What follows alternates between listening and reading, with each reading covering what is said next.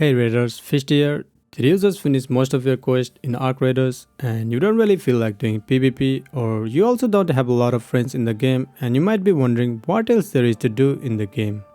One system that many players ignore like I did is trials, and honestly it might be one of the fun things to do either solo or with a team, and I would say it is also one of the smartest systems in the game. I say it's the smartest system, well there's some reason why trials exist and does serve an important purpose in the game, which I'll explain later in the video. After clocking in almost 190 hours in Arc Raiders, I only recently started paying attention to trials. At first, I completely ignored them, but after understanding how they work, I realized they actually give you a reason to keep playing and keep grinding even if you have finished most of your quest.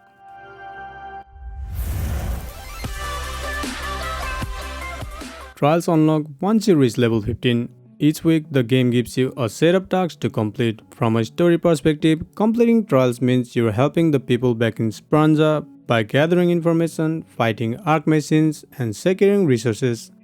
These trials rotate every week, so the objectives keep changing. One week, you might be damaging enemies like Wasps or Bombardier, while another week, you might be downloading information inside bunkers or getting hit by lightning. To earn points for a trial, you must make progress during a single raid and successfully extract. If you die during the raid, you not only lose your gear, but you also lose all the trial progress you made in that run. Each trial also has milestone rewards shown as stars. You earn 1 star at 1000 points, 2 stars at 2500 points, 3 stars at 4000 points. Reaching these milestones give you a one-time rewards ranging from uncommon to epic items. Sometimes you can even receive a blueprint when reaching the 3rd star. One very important thing to understand about trials in Arc Raiders is how the points work for star rewards. To get 3 stars, you must reach 4000 points in a single raid and successfully extract. For example, if you earn 2600 points in one raid and make it back to Speranza, you'll get 2 stars. But if you want to reach 3 stars, you can't continue from 2600 in your next raid. You have to start again from 0 and reach the full 4000 points in a single run. So each raid is counted separately. Your points do not carry over between raids. Even after claiming the rewards, you can continue improving your score on the same trial. When you beat your previous base score on the same trial and successfully extract, your new score replaces the old one and is added to your total leaderboard score in Arc Raiders.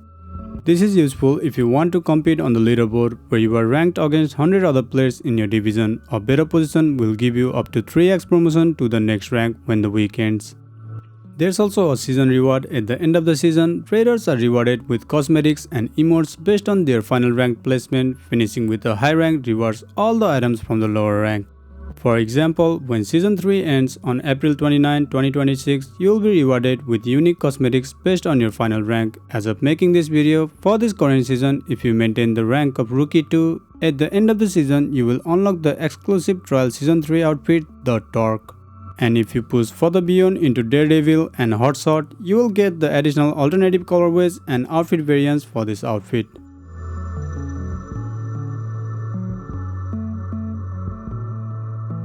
Why do you think trial exists? What's the purpose of this system? Systems like trials, quests, and feats in Arc Raiders are designed to give players a reason to keep playing. They create weekly goals that give you a clear purpose every time you jump into a raid. Because not everyone enjoys PvP, some are here just to have fun and enjoy the game by competing in systems like trials.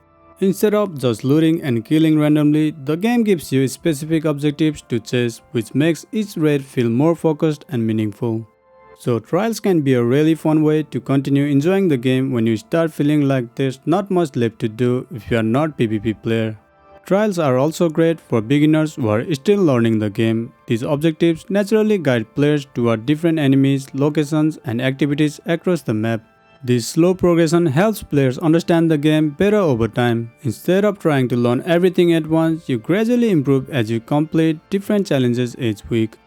During my 190-hour journey in Arc Raiders, I never really explored the Locked Gate Highway Tunnel area on the Blue Gate map, but one of the trials this week required opening containers inside that tunnel. When I finally went there, I realized there was actually some pretty good loot in that area and a whole new place to explore. Also, I previously said that trials are one of the smartest systems in this game. Well, I don't have any proof, but it honestly feels like the developers use this system like trials to guide players towards specific areas of the map. It's almost like they are quietly encouraging exploration by giving objectives in places players might normally ignore. I also think trials help to create a more balanced experience on the top side. For example, an experienced player might enter a raid just to complete a trial like dealing damage to a bombardier.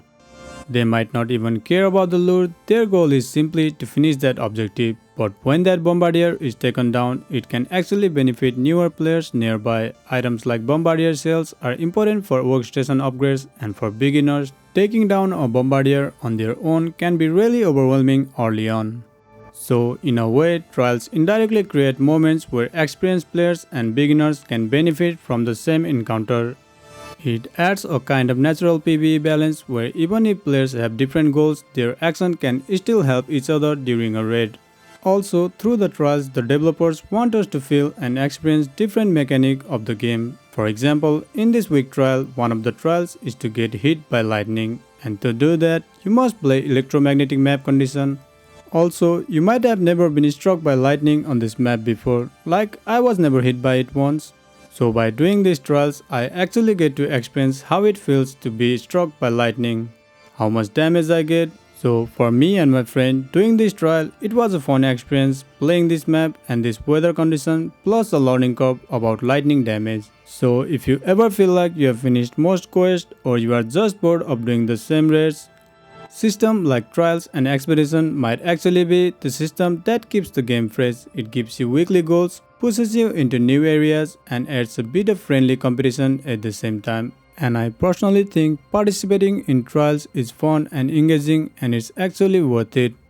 And man, the Torque outfit reward this season is actually awesome. So do you guys play trials every week, or have you mostly ignored them like I did for the first 180 hours? And what do you guys think about this week Get Hit by Lightning trial? Let me know in the comments below. As always, thank you for watching. Again, if you are bored, just do those trials.